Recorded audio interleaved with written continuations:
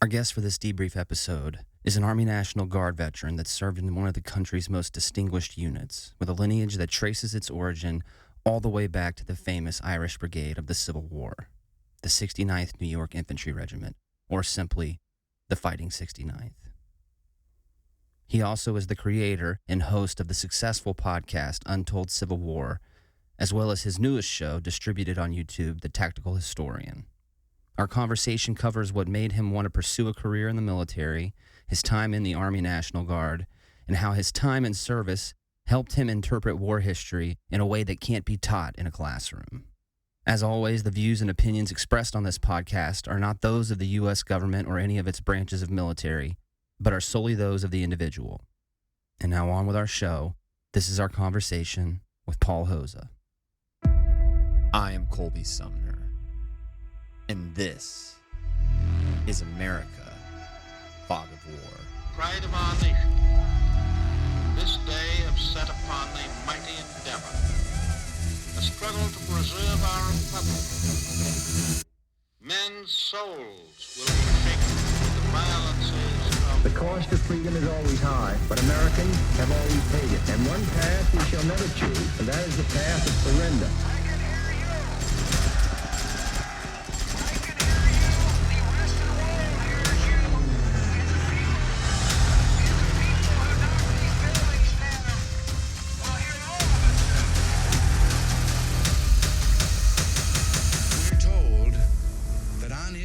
Was found a diary under the heading My Pledge. He had written these words: America must win this war. Therefore I will work, I will save, I will sacrifice, I will endure.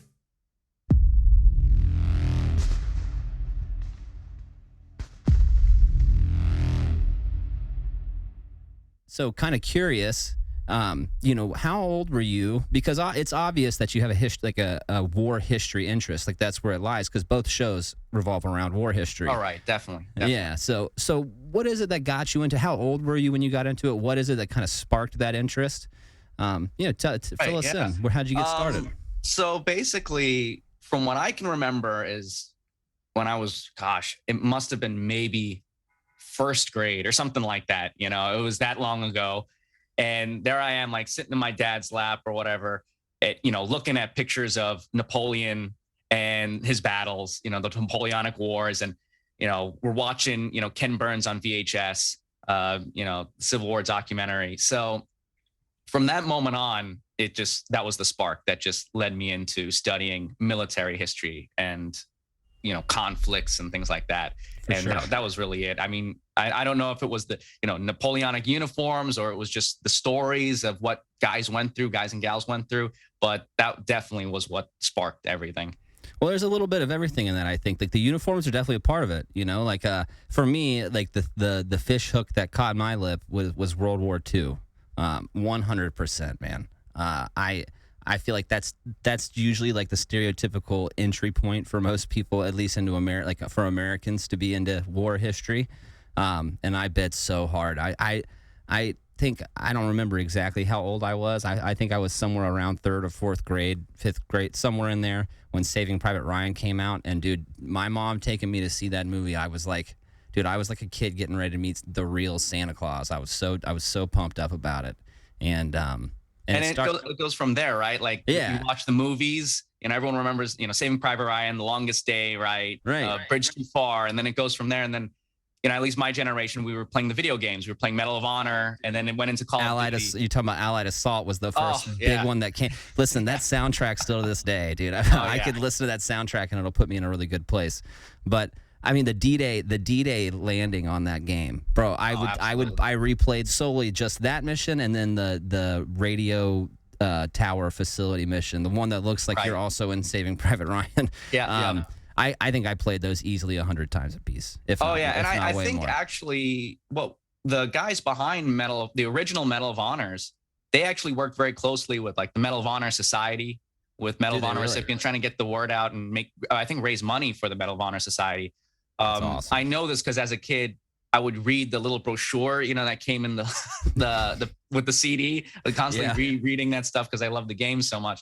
And I think the music too had some sort of connection to Saving Private Ryan as well. It sounds like it might have come from the same composer. Right. I mean, it's definitely in the same ballpark for sure. But it's crazy. That could be an entire, at least episode, if not an entire podcast. But the effect that like video games have had now in the more recent era of teaching like historical things. I mean, dude, between the Assassin's Creed games and the Call of Duties and the Medal of Honors and all the other ones out there, a lot of the weird little tidbits that I know, or if I know any orders of battle or anything like that, a lot of that originated in video games, It's still that way now. I'll tell you, with my kids playing Call of Duty even today, and they're young, they're in elementary school, same thing. They'll tell you about the European campaign just from playing the campaign. Right. Even though, for me, it was like the History Channel, and for all of us, really, the History Channel was playing all the black and white history of just the ships at sea and the air campaigns. Back when they did real history documentaries. Back when they did, it's different now. But, with all the war history, I think the video games, it was, once that came about, it was already interesting to us because we were already doing something before the video games. The video games just got us. Oh, dude, because I already had the itch. Like I didn't, my itch didn't come from the video games. But, well, awesome, man. So that being said, what do you think it is about the actual combat experience that draws your interest? Because there's a lot of areas of interest in history, but combat's very specific. Right. So I thought about this question, and I think there's several ways or several parts to this question. The first part, I think, just generally,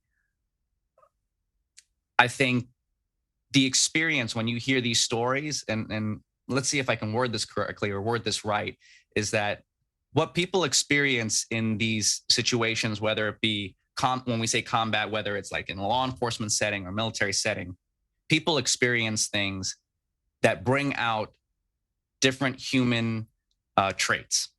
And a lot of those traits can be good in the sense of, the camaraderie you have, the where the sort of thing where you get, some guy from South Carolina becomes best friends with the guy from New York City, right? Right. And you only experience that through this world of combat. The kid that grew up in the Bronx becomes really great friends with the guy who grew up out on Long Island when they're walking a beat in East Harlem. Yeah. That story of people coming together, going past their differences and working together, where in a situation where really simple things become very difficult, I think we can learn from that in sort of the civilian non-combat world.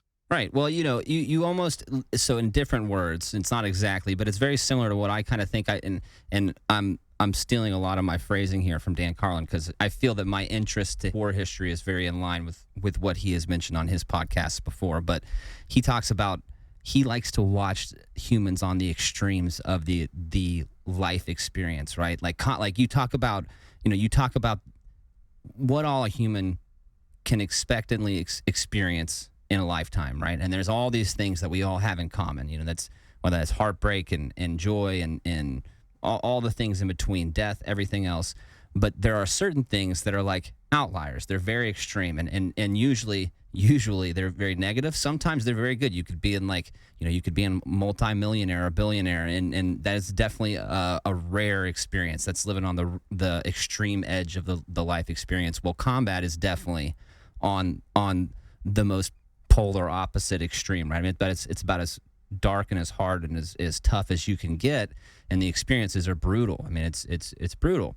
But watching how humans handle that, especially with some of these things, man, you talk about you talk about the Western Front in World War I, basic Verdun, you talk about Verdun, the Somme, all those places, dude. Hell on earth doesn't even begin to describe those battlefields, yeah. And just hearing about people enduring and and still succeeding even in those conditions, it's mind blowing, man.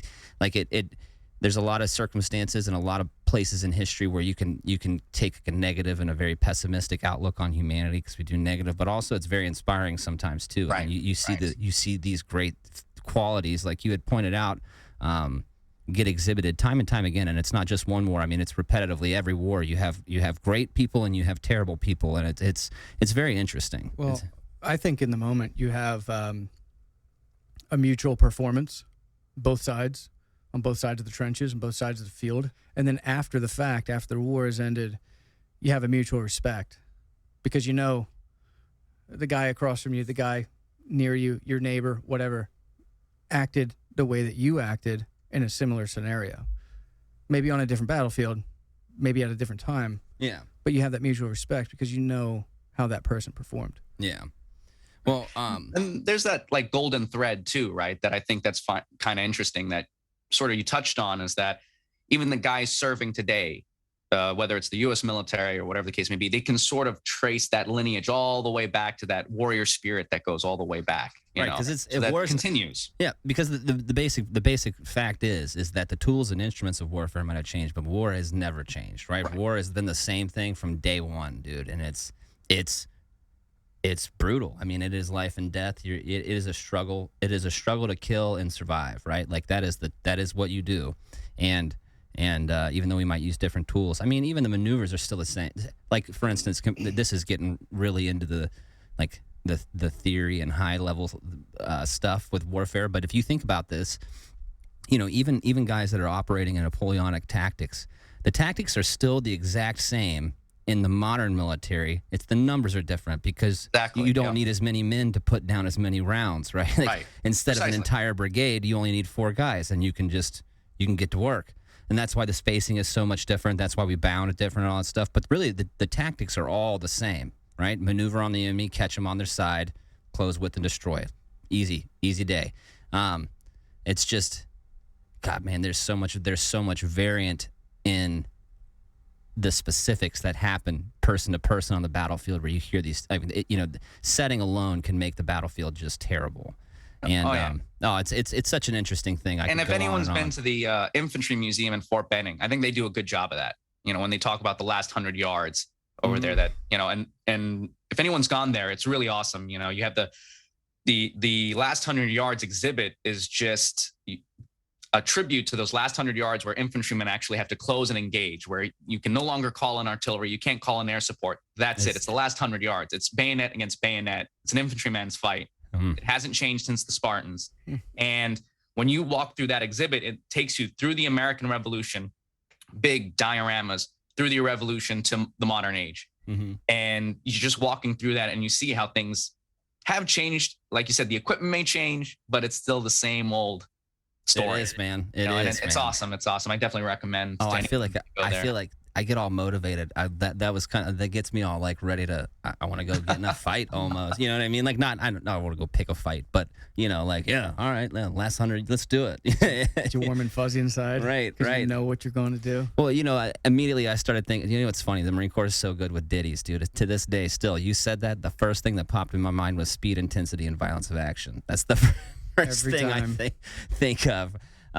You know, you talk about closing in that last 100 yards, dude. Speed, intensity, and violence of action. So, Paul, go ahead. Question for you. Colby here had told me that you're a veteran, and what I'm gathering is that your interest in the military history possibly led to your enlistment in the Army National Guard. How did that impact you? How did that shape your decision to ultimately do what you decided to do, and where did you end up? Awesome. Yeah, no, interesting question. I get that quite a lot because with my interest in history, especially military history, combat history, dare I say tactical history. I like it. The tactical history. You know, a lot of people ask me, why didn't you just go active duty? Or, you know, the thing was, because I'm such a big Civil War buff, I only wanted to serve in the 69th New York. And I didn't know that, you know, but I didn't know that probably graduating high school. But when I'd gone into university and I joined their ROTC program, I picked up a book, and I don't know if I have it next to me, but I believe it was called The Fighting 69th from 9/11 to Baghdad or something like that. Oh, yeah. And when I read that book and I was like, whoa, you're telling me the 69th from the Irish Brigade fame, is still around, still operating, still going overseas. Still going. And I read that. I actually got to meet the author a couple of times.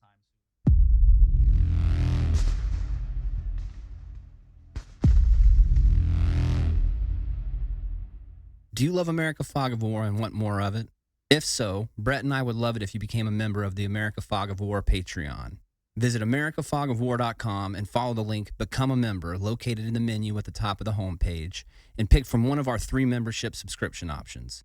As a member, you can enjoy ad-free early access to all of our free episodes, like this one, as well as gain access to not 1, but 2 extra episodes a month, and join either Brett or myself on a monthly Zoom call where you can help us make decisions pertaining to future episodes of America Fog of War, discuss war movies and books, and talk about some of your favorite American battles and campaigns, hip pocket class style. Your membership subscriptions are what enable us to bring you the content you love every month. Help us grow this podcast and become part of the team today at americafogofwar.com.